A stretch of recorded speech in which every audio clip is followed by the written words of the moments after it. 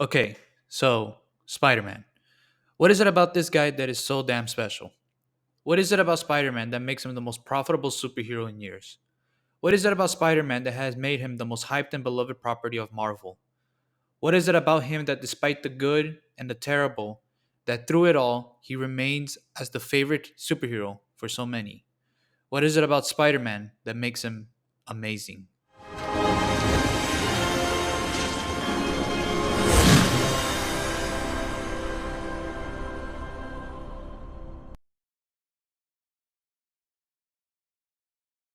Why don't we start on the surface level? What works about this dude here? Well, conceptually, he is unique and weird, but the good kind of weird. A man who has spider powers. That in itself contains a plethora of goodies and powers. He can lift around 10 tons officially, yet he has shown to be far stronger than that. He is speculated to move as quick as 200 miles per hour, maybe even quicker. He has spectacular reflexes that put even the best athletes and acrobats to shame. He can crawl or stick onto most surfaces, and he has the best savior ass ability, the spider sense, which most of the time has an epic ring to it. My spider sense! Uh-oh, spider sense. Whoa, my spider sense is... You're like me. How? Along with that, whether it be an invention or organic, he also shoots webs. The possibilities and creativity with web shooters are almost limitless with this guy. He can use them for traversal, combat, utility, getting that last slice of pizza, you name it. His costume is pretty epic too. Maybe it's the red, white, and blue, but something about it just feels right. What's interesting is that a rule of principle about character design is to make their silhouette iconic. This is to make them easily identifiable. Yet Spider-Man's silhouette is a basic male body. The brilliance of Spider-Man is that instead of giving him an instantly recognizable shape, they settled for giving him iconic poses. Sure, there are characters and people who swing, but no one swings with this iconic pose. Look at him, he owns it. Literally. It's not just his poses that work, it could be just certain gestures of his. The devil hand gesture could be mistaken for Spider-Man's web shot gesture. Heck, most people actually believe that it's a Spider-Man gesture first and foremost.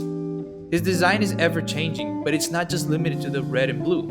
There are various other Spider-themed looks that also hit any kind of fan. There's edgy, sci-fi, retro, comical, sexy. And yet, despite all that, there's that connected standard look that defines it as Spider-Man. Needless to say, Spider-Man has left his mark in being a cool superhero. But so have many others. Yeah, Spider-Man's cool, but so is Batman, Iron Man, Wolverine, Superman. There's a whole damn universe of cool characters. So why does Spider-Man reign above them all? He's definitely not the most powerful character. He's just above street level at best compared to these chads. He's not really the most interesting in terms of powers even. There are other superheroes or just better concepts out there. The reality is that at the surface level, Spider-Man isn't that special. Being cool, having interesting powers can only take you so far until people realize there's someone else to look up to. So why do people stick with Spider-Man? Well, maybe it's not Spider-Man, but the deeper levels within his onion layers. Spider-Man is just the tip of it. He's the first dimension of an otherwise third-dimensional, fleshed-out character. Spider-Man's ultimately the outer role of the one wearing the mask. Peter Parker. What hasn't been said about this loser? The general consensus about Spider-Man's appeal is that Peter Parker is the true appeal of the character. The general consensus on why Peter Parker works is because he is relatable. Peter Parker is a reflection of the target audience. Peter Parker is not special. He's a geeky nerd and is ridiculed for being won by bullies and societies. His passions are tied to science, and he's a gifted student, yet only a select few realize that. He suffers from financial problems, girl problems, and self-insecurities. One way or the other, whether you can relate in one aspect or the other, you're somehow hooked to this kid because he will in some way get you thinking, I've been there, or I'm going through that myself. 99% of any human being alive will seek some sort of flaw to connect to. Peter Parker is flawed. That immediately makes him an interesting character to explore because we want to see how he handles his life problems with flaws in mind, and maybe we ourselves can take something out of it. A good story with good characters doesn't use perfect characters under perfect circumstances because perfection doesn't exist, but problems do exist, and it's addicting to witness how even in fiction others can deal with those problems. But hold on a second.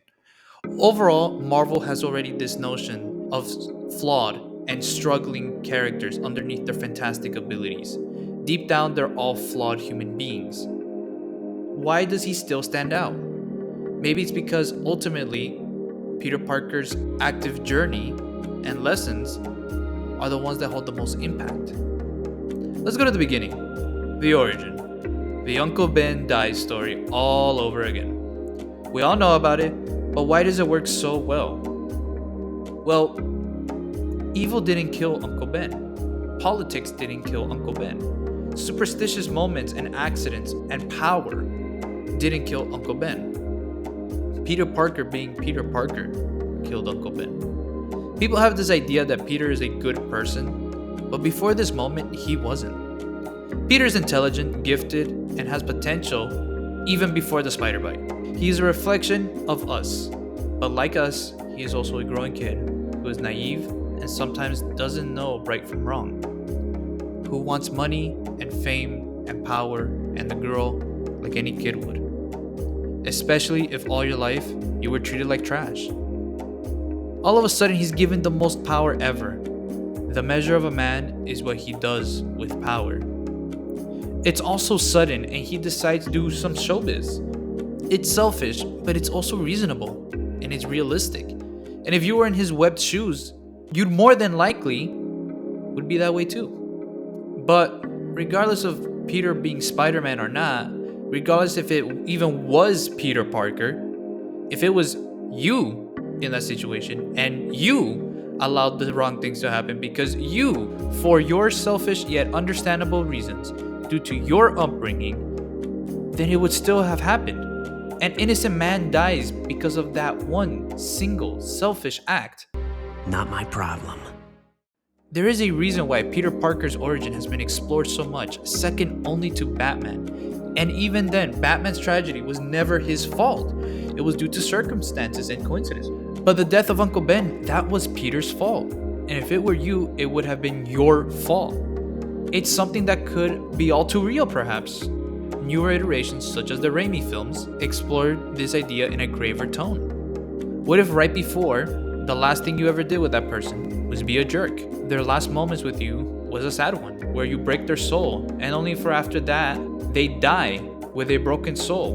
And they're going to die because of your mistake, because of your actions. I don't mean to lecture and I don't mean to preach. And I know I'm not your father. Then stop pretending to be. The death of Uncle Ben is his coming of age, his growth and change, his arc to becoming a man, a Spider-Man. Because since that day, he grew up. He stopped being that dumb kid he was and became a good person who finally understood and embraced that with great power comes great responsibility. Regardless if Uncle Ben said it or not, he learned it as humans learn from failure. Spider-Man's amazing fantasy tale is a cautious and reflective tale about humanity, about growing up and becoming not who you want to be, but who you need to be. Not because you got the power to be that, but because it is your ultimate responsibility as a person who can influence the world.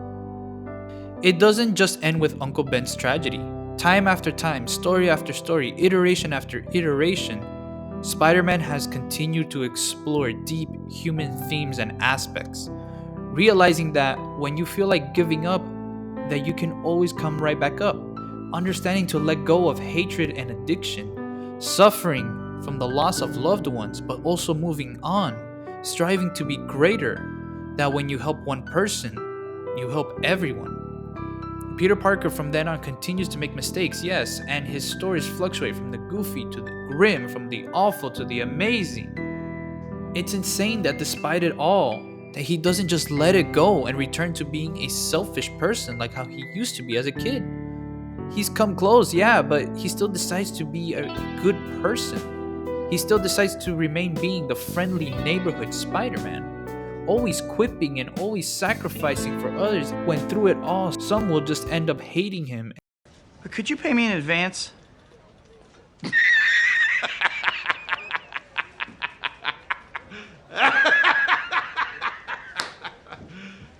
You serious? Maybe that's why the real world rarely has people like Spider-Man. And I don't mean a cool superhero climbing walls and spinning webs, though that would be pretty epic.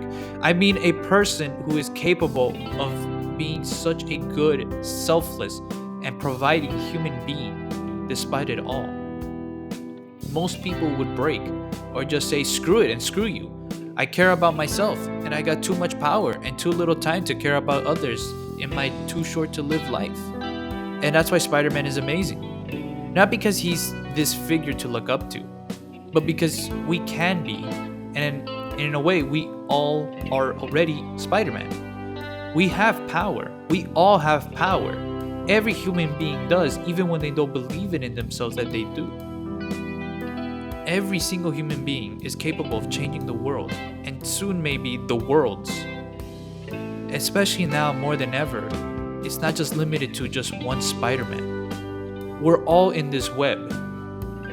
It's our ultimate responsibility to understand and use whatever power we got for the greater good, to use them to be friendly to our neighbors, to achieve the spectacular, to ultimately become amazing.